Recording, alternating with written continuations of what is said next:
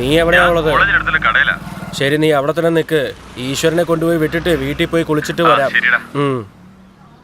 ചേട്ടാ, ഒരു സിഗരറ്റ്.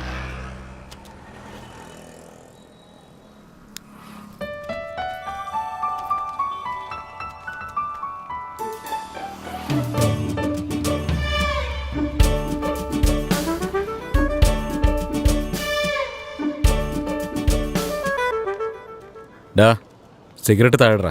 ആ പെണ്ണ് നോക്കുന്നുണ്ടല്ലേ? നോക്കട്ടെ, അതിനെന്താ?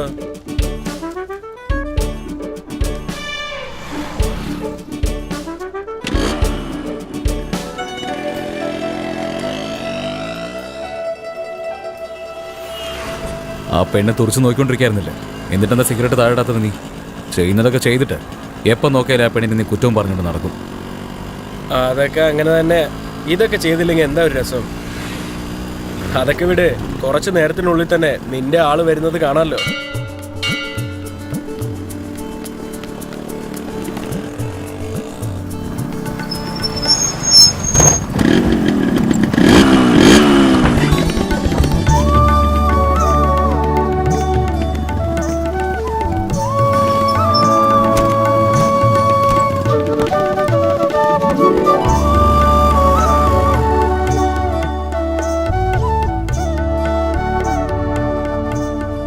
ഇവള് തന്നെയാണോ കോർപ്പറേഷന്റെ ആളുകൾക്ക് കാശ് കൊടുത്ത് ഇവിടെ സ്പീഡ് ബ്രേക്കർ വെച്ചത്?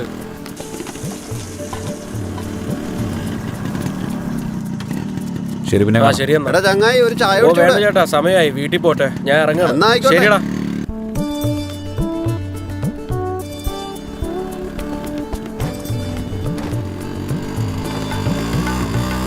ഒന്ന് നിന്നെ, എനിക്ക് കുറച്ച് സംസാരിക്കാനുണ്ട്. നീ പോവാൻ നോക്ക്. നമ്മളെ ഇവിടെ വെച്ച് കണ്ട ആരെങ്കിലും തെറ്റിദ്ധരിക്കും. Please please please. എന്താ, വേഗം പറ. അത് പിന്നെ എന്തുവാ, നിനക്ക് അവനെ ഇഷ്ടമാ അതല്ലേ? അത് അവനോടല്ലേ പോയി പറയണ്ടത്. എന്റെ അടുത്ത് വന്നിട്ട് ഞെളിഞ്ഞിട്ട് എന്ത് കാര്യം? എനിക്ക് പുള്ളിക്കാരനെ കാണുമ്പോ തന്നെ പേടിയാ. ചേട്ടനൊന്ന് പറഞ്ഞു. അത് കൊള്ളാം. നിനക്ക് വേറെ ഞാൻ അവനെ സ്നേഹിച്ചാ മതിയോ?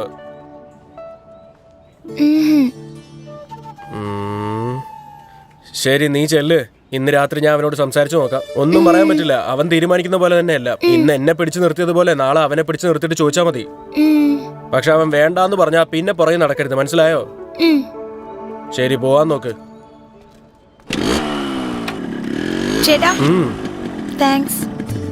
ഇതിന്റെ ആവശ്യമൊന്നുമില്ല.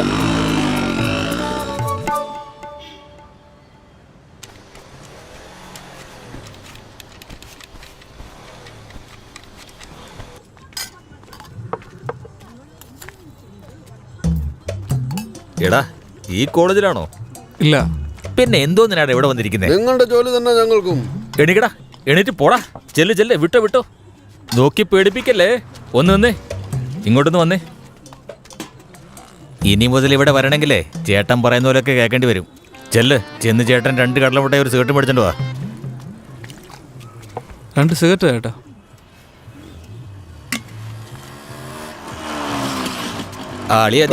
സിഗരറ്റ് വേണം അപ്പോഴേ ചോദിച്ച പോരായിരുന്നില്ലേ? നാണമല്ലേടോ?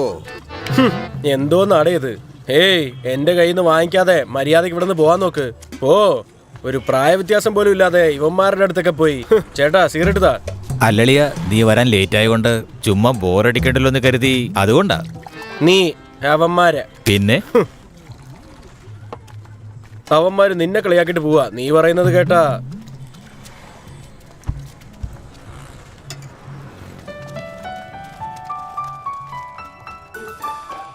ആളിയാ, ഞാനിപ്പോ വരാവേ. അതെ, നീ അങ്ങ് പൊക്കേ.